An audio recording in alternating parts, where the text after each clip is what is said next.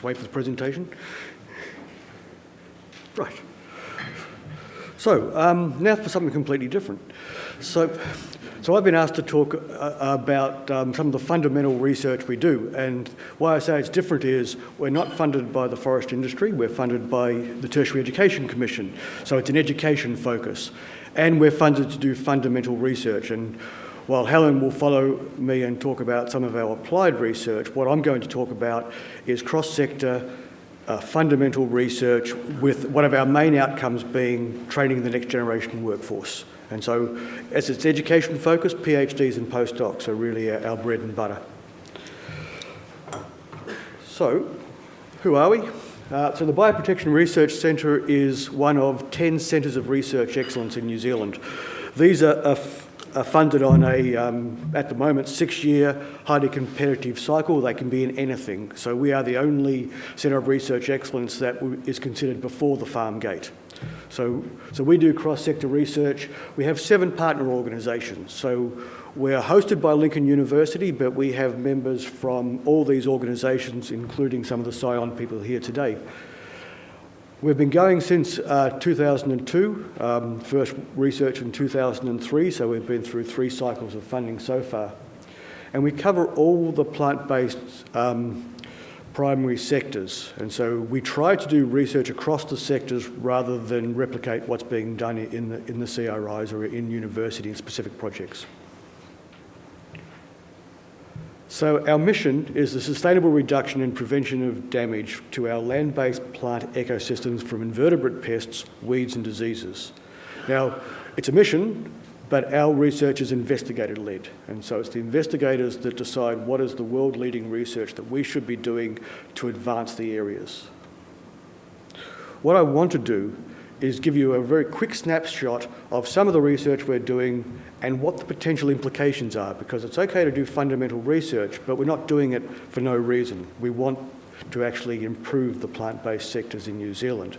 So how could some of our research be taken up? And so I'm going to cover an awful lot of research in about 10 minutes, so yeah, hold on. We set up the program by thinking about some big questions. So what makes an organism a disease? You know, it sounds really fundamental, but we actually don't know in a lot of cases, especially when conspecifics may not cause a disease. So why are some organisms disease-causing, and why have some become such big problems for New Zealand? How will organisms evolve?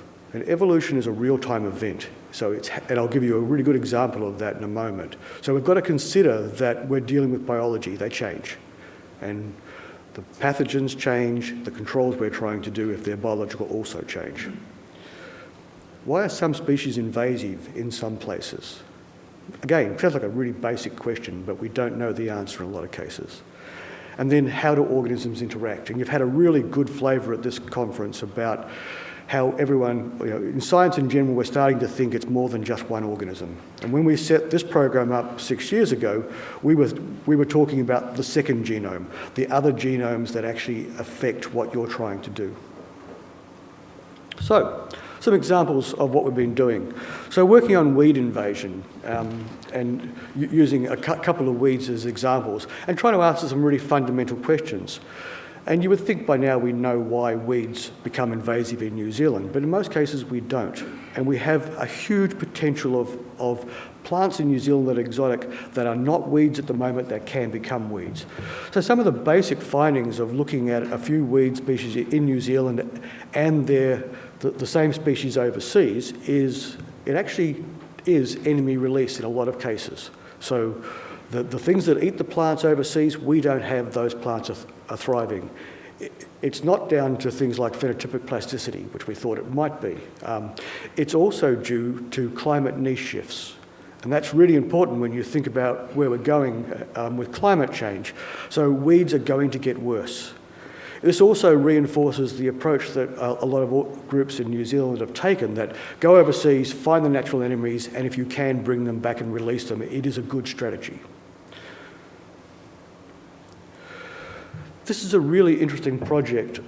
The graph there is showing Argentine stem weevil, which attacks ryegrass. Its numbers since the introduction this is actually parasitism of Argentine stem weevil over time, since a parasite was brought from South America and released in the early 1990s. It was a wonderful control agent, getting really high parasitism levels. Successful project, so it wasn't followed up. And you've heard a lot here about the benefit of long-term trials. There's a benefit in monitoring what happens when you release a biocontrol agent, because through some very good work of actually going back occasionally and looking, it became evident the parasitism rates were dropping over 25 years. Now, this is unheard of around the world. A biocontrol agent, a parasitoid that was doing a really good job, started to fail. Huge implication for the pastoral industry, huge implication for other biocontrol agents we might introduce, that they can fail. And what it is, and we're still working on this at the moment, but it's basically the weevil has learnt to avoid the parasitoid by dropping off. When the parasitoid's there, dropping off the grass, and it's not available to be parasitised. The big issue with this one was the weevil's sexual, the parasitoid release was asexual. It's not evolving at the same rate as the weevil, and the weevil is evolving away from its enemy. So you say, well, all over Red Rover, we can't do anything. But the nice thing is that we've got science to a point where it is possible to swap the sex on the parasitoid back to make females, then mate them, get more genetic diversity, get back to an asexual and release it again. So there is a way out of this. It also has huge implications for other biocontrol agents we've released where the parasitoid is asexual. There's no reason why this won't happen under huge population pressure. So, disease. We have good and bad diseases, and we work on both. Now, Rebecca did a really good job of talking about the effector work with Phytophthora. We've also been doing work on PSA, Pseudomonas, looking at the same thing, and looking at the effectors in Pseudomonas and how they make it such an effective disease. And it comes back to this thing why are some diseases more effective than others? And PSA is a very good example, as well as Phytophthora. And you can see the little graph here showing that if you knock one of these prime effectors out of the Pseudomonas, it doesn't cause disease in kiwi fruit anywhere near the same level. Now, this has implications in several ways. Rebecca touched on using it for breeding and going forward.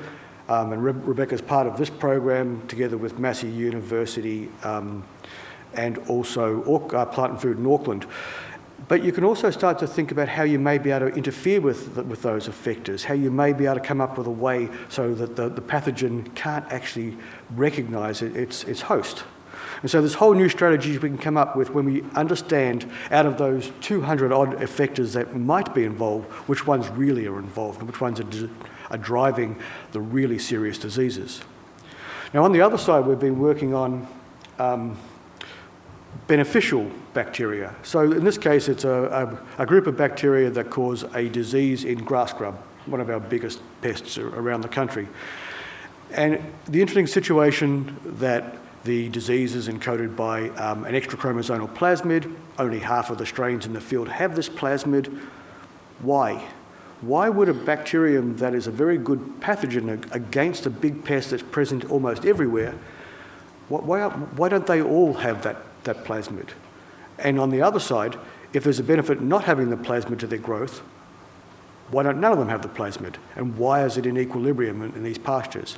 This has huge implications in terms of the ecology of applying biopesticides. What actually happens when you put a microbe into the environment to control something with all those other microbes out there? And so how do they interact? And so we're working on understanding why something's in equilibrium, what gene transfer in this system means, and why that isn't driving the whole process in one direction or another, and how we can come up with better strategies for using biopesticides in the future, understanding interactions with other microbes. And so it comes back to this whole ecosystem level sort of studies. We do have one project that's been looking at Cowrie dieback, and here we've been looking at specifically how Phytophthora gets between plants. So how does it actually move in the environment? And you see a lot of things about people cleaning their boots and everything going into tracks, but it turns out it's asymptomatic in a lot of other species. And so this has huge implications. So if it's in pasture plants and it's asymptomatic, how are we going to know where it is and how we're going to control it? And so it starts to change the way you think about limiting the spread of it when you understand that it can be asymptomatic. Also doing work on, again, the community effect. In this case, you probably can't read it, but the yellow are asymptomatic plants, the green is pine, and the red ones are symptomatic plants. All the other names around are all the other species we're detecting. And so what they're doing is you have different microbial communities forming with asymptomatic Phytophthora, symptomatic Phytophthora, and with the pines. And coming back to what Rebecca was talking about, is that driving some of the disease we see? Is it associated organisms? Or conversely, are there some that are actually limiting its spread? Heard a lot about genomics here. Some really neat stuff. We've been working on epicloe as the ryegrass endophyte for the whole time we've been a centre, and looking very much at how does an endophyte interact with its plant, how do you make better endophytes, all that side. Where the work's got now, which is led by Murray Cox out of Massey, is they've been assembling chromosomal level a genome assembly. So they've got all the chromosomes assembled. They're taking it further, and they're starting to look at the nucleus assembly of chromosomes, and it's not random. Where the chromosomes touch drives gene expression. So having a linear piece of DNA doesn't tell you which genes are going to be expressed. What matters is where they're touching in the genome, what other genes. And so they can be quite remote on your linear genome and in touch all the time. It's a non-random association. They're finding that there is a reason why the chromosomes are wrapped in certain ways. This is huge for gene expression, because we've got to start to think about not just predicting gene for protein, we've got to think about the whole process of what's driving gene expression and how we can understand that. Then you want to put it all back together. And this is a lot of what you've heard is looking at the whole ecosystem. So our approach to this for one big experiment was to set up, I won't say what they look like, but that's actually a person there. So they're quite large, okay? There were 180 mesocosms with home and away soils planted with native and alien species, with insects put on them as well, and left for 18 months. And then dissected and everything looked at, the microbiome, the plant successions, the insects on there and what happened to those. So it's a huge data. This ran for 18 months. It's taking us 3 years to analyse the data that's come out of it. And it's going to have a whole lot of really interesting learnings. And I've got a couple of small things up on here. The soil biota and the herbivores are actually really important for the carbon outcomes in these systems. But a little example down the bottom here, where you've got herbivores and no herbivores. Herbivores are the black and no herbivores are the open circles under native plants and exotic plants. You actually get more plant biomass when a herbivore is on a native plant than there's no herbivores. But it's the reverse with alien species. So the herbivores take more out of the alien species. Now, kind of a weird result. We don't know fully yet. But it does seem that the New Zealand plants are responding better to herbivores. They're growing better. So there's a whole lot of things to pick out of this. It'll take us years to publish all of this. But you start to see the interactions. These are really hard experiments to do. When we set this up, our International Science Advisory Panel said this was a waste of time. That it was too grandiose and you wouldn't get anything out of it. They reviewed us again last year and they said, this is the best work we've seen. You can't win. So, just some outcomes. So, what we're trying to do through the fundamental research is get better prediction, understand where things are going, know which organisms are the biggest risks or which characteristics are going to be the biggest risks. We're also looking for novel approaches. So fundamental research just left and is investigator-led, can turn up some really interesting outcomes that can be taken up by other organisations or other groups to find solutions. We're not expecting our work to come up with a whole lot of solutions, we're expecting to inform the solutions. And that's why our partnership with, especially the CRIs, is really important. Integrated pest management. We're actually getting to a point now where we actually are looking at integrated pest management. We're not just talking about it. You know, it's not sort of reducing a couple of chemicals and throwing a biological in there. It's looking at the whole system and how it works. Maori integrated into the biosecurity and bioprotection effort. Really important with Maori being such a huge landowner that we are working across the whole spectrum, and especially with biosecurity, where we need the whole country to work in there as well. And the bottom one is actually our place in the sun. Skilled practitioners for New Zealand. And so we've trained over the life of our centre about 160 PhD students. Most of those are working in New Zealand, both in industry, government, and also in research institutes. So I think that quick romp through everything. Next. So we're rebidding at the moment, which means we have to try and survive as an institute and a very competitive system. Where we're going with our new program is much more of an ecosystem focus. And so we really want to take it up and start to look at the whole ecosystem across, much more like the last large project I showed you and less of that component work. So we want to be able to make ecosystems resilient. And you've heard that theme coming through in the last 2 days. We're also bringing in social, cultural and economic. So it's very clear now that we're not going to be able to just come up with a biological solution and implement it.